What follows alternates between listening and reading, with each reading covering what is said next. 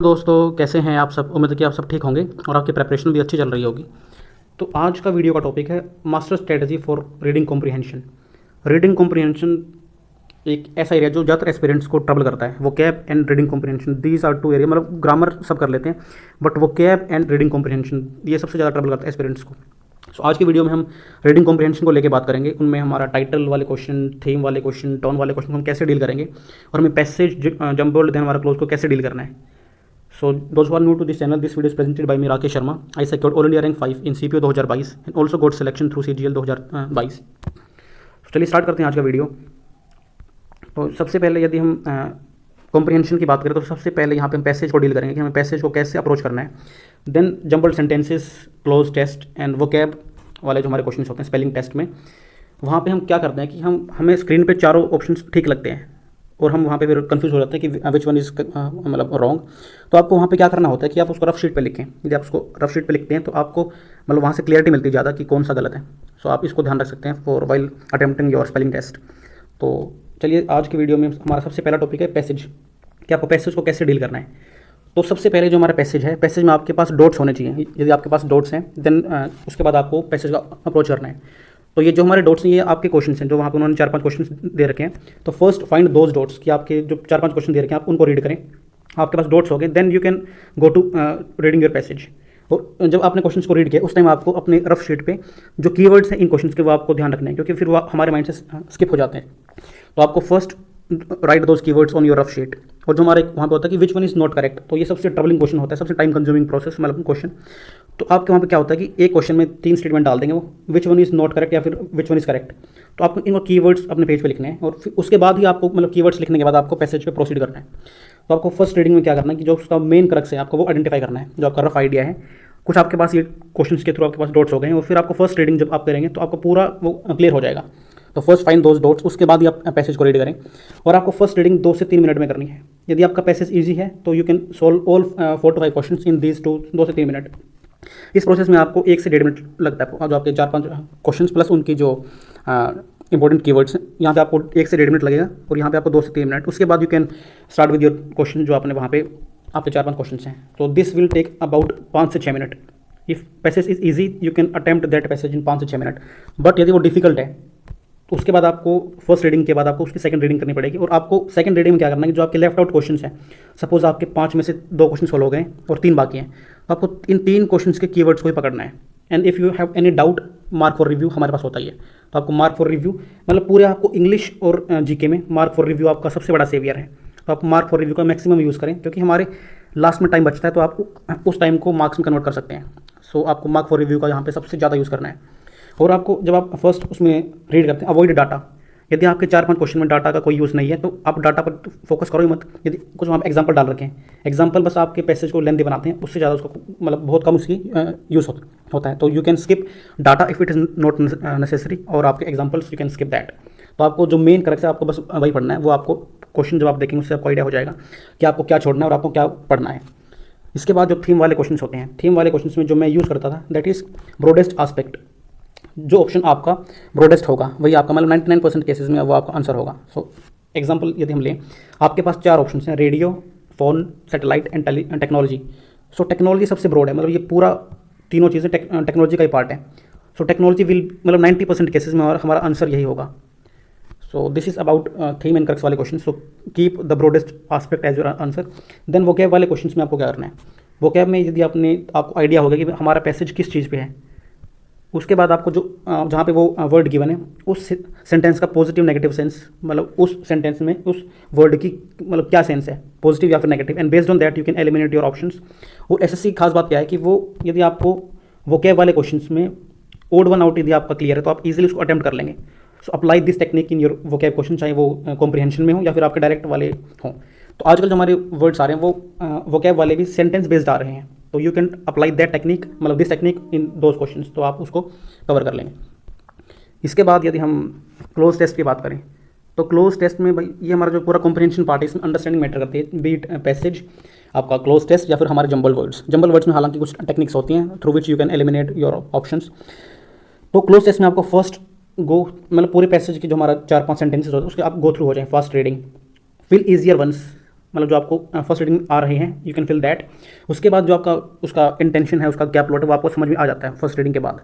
Then आपको क्या करना है कि फॉरवर्ड बैकवर्ड लिंकेजेस होती हैं इसमें, वो आपको आइडेंटिफाई करनी है। जैसे हमारा कभी कभार क्या होता है कि हमारा एक उन्होंने यहाँ पे ब्लैंक छोड़ दिया, उसके बाद कुछ एक सेंटेंस आया और फिर यहाँ पे उसका कुछ हिंट मिलेगा जो इससे लिंक्ड होगा, तो आपको इसके बेसिस पे आप इसके ऑप्शन को एलिमिनेट कर सकते हैं कि भाई यहाँ पे हम क्या आएगा। Don't get stuck at one fill up. यदि आपका, जैसे मैंने यहाँ पे आपको बताया कि लिंकेजेस होती हैं, सो कभी भी एक फिलअप पर आप स्टक ना हो, मतलब आप फॉरवर्ड रीडिंग करें, उसके बेस पे आपको पिछले वाले का आंसर मिल सकता है। सो उसके बाद आपको क्या क्या करना है, जहाँ पे आप स्टक हो जाते हैं in your second reading, repeat that sentence in mind. आपको उस सेंटेंस को माइंड में 2-3 बार रिपीट करना है। मतलब मैक्सिमम चांसेस में आपको उसकी मतलब वो क्लियरिटी मिल जाती है जब आप उसको माइंड में 2 से 3 बार उसको रिपीट करते हैं। ये मैंने ट्राई किया था and this was very useful for me. Part of speech, इसमें हम क्या करते हैं कि हमारा जो वर्ड है, यदि आपको पार्ट ऑफ स्पीच की क्लियरिटी है तो आप उसको एलिमिनेट कर लें कि यहाँ पे नाउन आएगा या फिर प्रोनाउन, एडजेक्टिव या फिर एडवर्ब। ये वाला सबसे इंपॉर्टेंट होता है कि हम आपको यदि एडजेक्टिव और एडवर्ब का क्लियर है कि यहाँ पे मतलब कौन सा किस जगह पे आएगा, then you can eliminate options easily. तो आपको पार्ट ऑफ स्पीच की नॉलेज होनी जरूरी है। सो वही हम बोलते हैं, जो हमारे हम क्लास में रीड करते हैं इन आर क्लासेस, वही आपको यहाँ पे अप्लाई करना होता है। जो रूल्स आपने वहाँ पे याद किए, एडजेक्टिव क्या होता है, एडवर्ब क्या होता है, तो वही आपको यहाँ पे कॉम्प्रिहेंशन में आपको यूज़ करने होते हैं। So there is no rocket science, आपको वही चीज़ें यहाँ पे इंप्लीमेंट करनी होती हैं। सो इसके बाद यदि हम टोन की बात करें, टोन अपना पैसेज में जो आता है, इसमें हमारे कुछ टोन्स होते हैं लाइक एंगर, इंडिजेंट, मतलब जब उसमें थोड़ा सा अग्रेशन हो, अपोलोजेटिक थोड़ी वो मतलब कि रिग्रेट की भावना हो, देन बायस्ड एक ही साइड की ज़्यादा बात करें, डिस्पैरेजिंग, डिसडेन मतलब dislike, cynical, distrust, and dogmatic etcetera. ये आपकी कुछ थिंग्स होती हैं। तो आपको यदि आपकी अंडरस्टैंडिंग ठीक ठाक, still you can make sense कि भाई ये कौन सा टोन है। यदि आपको 50 मतलब कि यदि आपको 50% पैसेज की क्लियरिटी मिलती है, still you can take chance कि आप उसको फाइंड आउट कर लेंगे इसकी टोन क्या है। तो आपको थोड़ी सी अंडरस्टैंडिंग होनी चाहिए फॉर टोन वाले क्वेश्चंस। एंड आपको थीम और टाइटल वाले मैंने आपको वो बताई दिया कि कीप द ब्रॉडेस्ट आस्पेक्ट। जो आपको ब्रॉडेस्ट ऑप्शन है वही आपको 90% केसेस में ऑप्शन मतलब आंसर होता है। सो टोन वाले क्वेश्चन में यदि आप अंडरस्टैंडिंग थोड़ी बहुत भी है तो आप उसको कर लेंगे। और वहाँ पे आपके पास जो 4 ऑप्शंस गिवन होंगे, पहले आप उन्हीं में से एलिमिनेट करो कि भाई कोई 2 क्वेश्चन यदि आपको मतलब 2 ऑप्शन सेम टाइप के हैं तो उनको काट दो, क्योंकि सेम टाइप का मतलब कि टोन, मतलब सेम टाइप की टोन यदि आपके पास 2 में है तो वो आंसर आपका पॉसिबल होगा ही नहीं। So you can eliminate like that in tone वाले क्वेश्चंस। इसके बाद जो हमारा नेक्स्ट है जंबल सेंटेंसेस। यहाँ पे कुछ रूल्स होते हैं जो आपको ध्यान रखने होते हैं और आप इसको थोड़ा सा देख के जाएं। हालांकि प्री में कम पूछते हैं बट स्टिल आप चांस ना लें। सबसे पहले लिंक इस्टेब्लिश करना होता है वर्ड्स में, जो आपके रिपीटेड वर्ड्स हैं आप उन पे ध्यान दो कि भाई वो किस किस में आ रहे हैं और उसी के बेस पे फिर आपको उनको मतलब अरेंज करना है। Transition words like but, instead, again, instead, मतलब ये आपके इनसे आपकी स्टार्टिंग नहीं हो सकती, तो आप इन वर्ड्स वाले सेंटेंसेस को अवॉइड करें कि ये आपके इंट्रोडक्टिव स्टेटमेंट नहीं होंगे कभी भी। सो ये आपको ध्यान रखना है। देन नाउन एंड प्रोनाउन, यदि आपने मतलब रोहन एंड ही ऐसा कुछ है तो आपका रोहन पहले आएगा, उसके बाद ही आपका ही आ सकता है। तो ये आपके इसी तरह आपको उसकी सीक्वेंस में इसको लगाना है। देन टाइम, टाइम में आपका पहले पास्ट आएगा, then present and then future, मतलब आपके वोज वाला पहले आएगा, इज वाला आपका फिर, एंड देन विल वाला। तो आप इसको टाइम के हिसाब से आपको अरेंज करना होता है। Then article A and the, आपका जैसे मान लो कि कुछ है, ये अपना ए एन क्या होता है, अपना डेफिनेट, मतलब ये इंडेफिनेट होता है और ये हमारा डेफिनेट होता है। तो पहले इंडेफिनेट आएगा, उसके बाद ही फिर मतलब डेफिनेट आ सकता है, क्योंकि द हम कब यूज़ करते हैं जब हमारे पास उसकी कुछ नॉलेज हो, और नॉलेज हमें यहाँ से मिलती है। तो ये आपको देख सकते हैं कि आपका द डेफिनेट वाला होता है डेफिनेट चीज़ के लिए, और ए एन अपना स्टार्टिंग में यूज़ होगा, मतलब पहले ए एन यूज़ होगा उसके बाद ही फिर हमारा द यूज़ होता है। Then Q N A type, पहले क्वेश्चन आएगा उसके बाद ही आंसर आएगा।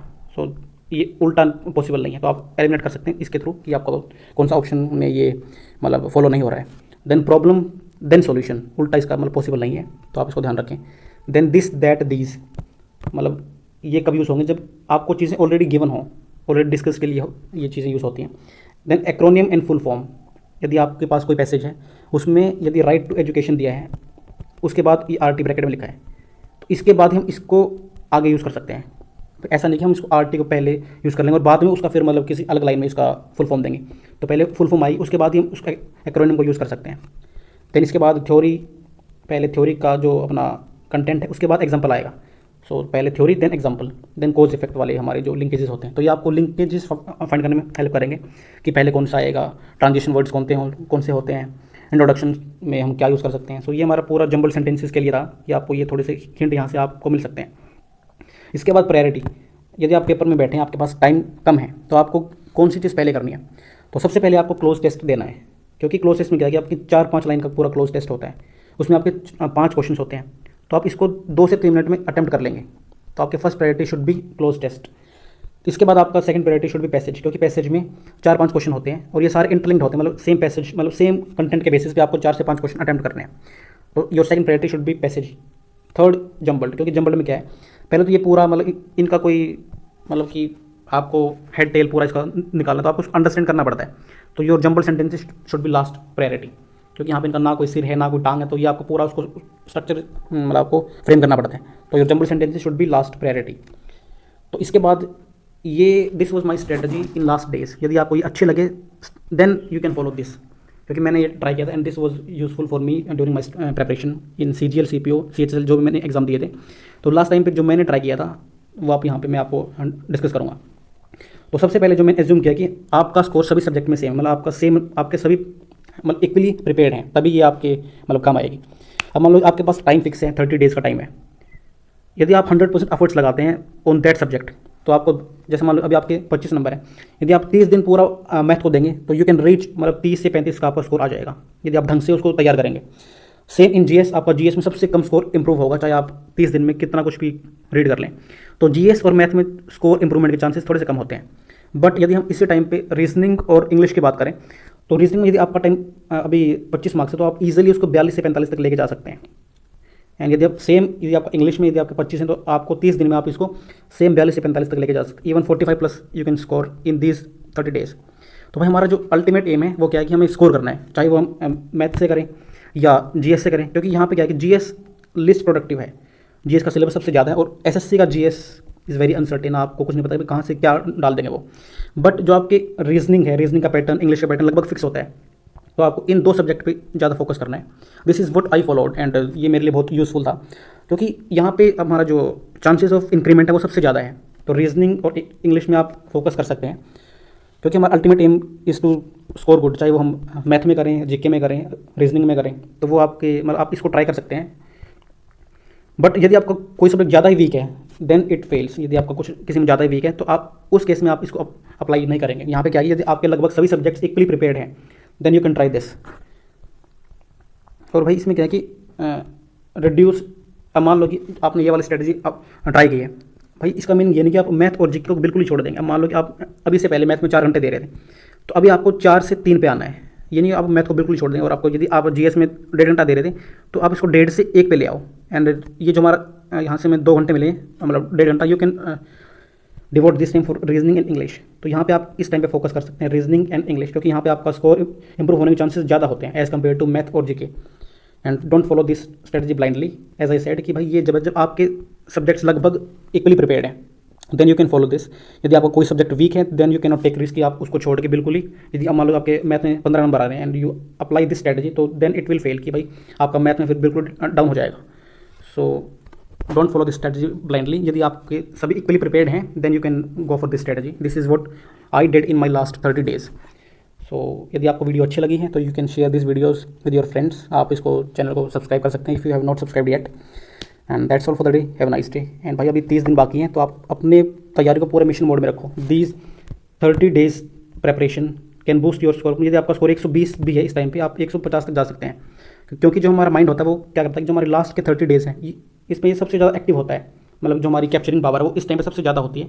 सो इंस्टेड ऑफ मतलब आप डिमोरलाइज ना हो क्या, आप उसका मैक्सिमम आउटपुट लें, क्योंकि इस टाइम पे हमारा माइंड इज़ सुपर एक्टिव। आप उसको ढंग से यूटिलाइज करें and don't follow in trap कि भाई आपको मतलब अवॉइड न्यू थिंग्स।